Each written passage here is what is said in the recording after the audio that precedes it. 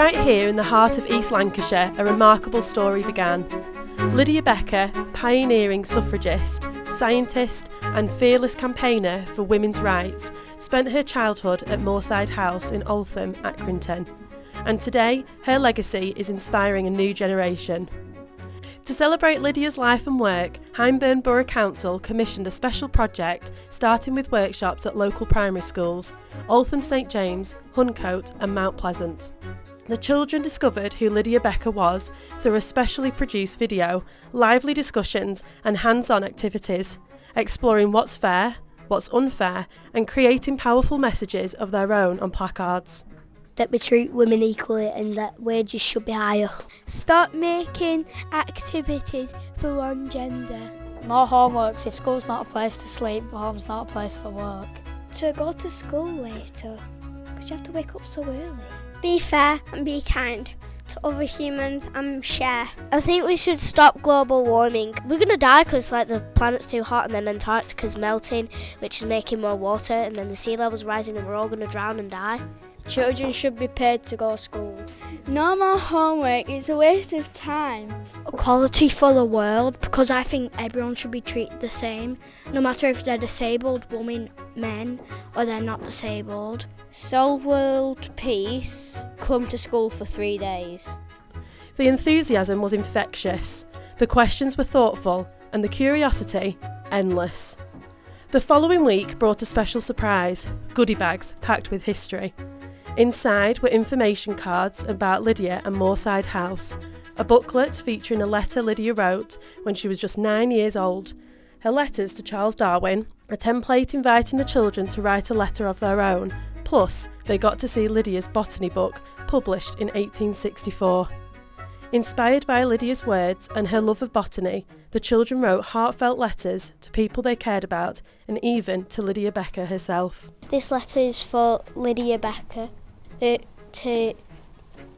Why did she write at 9 years old? I thought that was a very young age to write at 9 years old with very good cursive writing. And why did she stand up for women's rights? Was it because she thought women could be do the same thing as men? So I'm writing to Alan Pace, the chairman at Burnley Football Club, to say that he shouldn't sack Scott Parker from being the manager, and that if you give him chances he could prove everyone wrong. Armed with their new knowledge, the schools then created presentations showcasing everything they had learned. Kelly Ann Groves, who now lives at Moorside House, along with members of the Hyndburn Borough Council team, watched in awe as the children shared their discoveries in creative and exciting ways. She had rights to be found, pants and books she fought for both. Lydia Becker broke the mould. It's like just being good, born and raised in the science lab where she spent most of her days being a leader, chilling out, maxing, relaxing, all cool. And she wrote the suffrage show for us girls to go to school, but a couple of MPs who were up to no good started blocking votes here in the neighbourhood. She wrote a petition and the House got scared. She said we're voting deeds, not words. Dear ATD, I am writing because I need to tell you about Lydia Becker. Lydia Becker was a brave woman.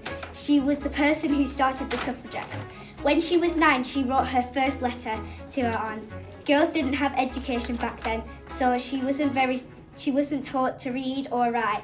She was a very talented kid because her handwriting was pretty good. Lydia Becker fought for us, even if it meant dying or not.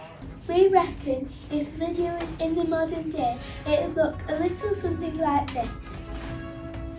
Hi, I'm Phoebe Smith, reporting from Altham St James, and I'm with our special guest Lydia Becker.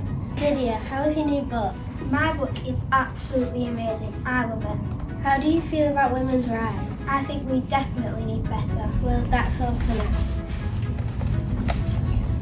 Hey guys, this is the life of Liz and I'm literally so obsessed with my new book, Botany for Novices. You can find it at Waterstones or the link in my bio. So if you don't know anything about plants, then this is the book for you.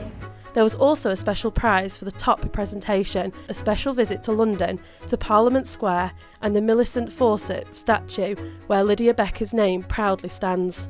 My name's Councillor Kimberly Whitehead and I've been following the project very closely. I've had a deep interest in Lydia Becker since coming across her story back in 2015, and in 2018 I was really pleased to be part of a team that got the funding together for this fantastic memorial stone that was donated to us by Winnie Hill. It has been fascinating to see all the workshops and presentations, and I'm delighted to announce that the winners are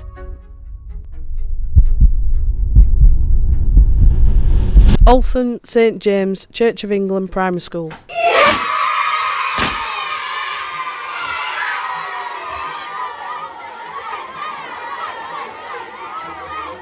The journey doesn't end there.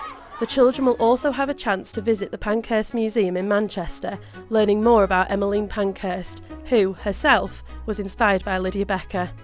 This has been an incredible project, celebrating a woman who changed history and proving that her story still has the power to inspire right where it all began.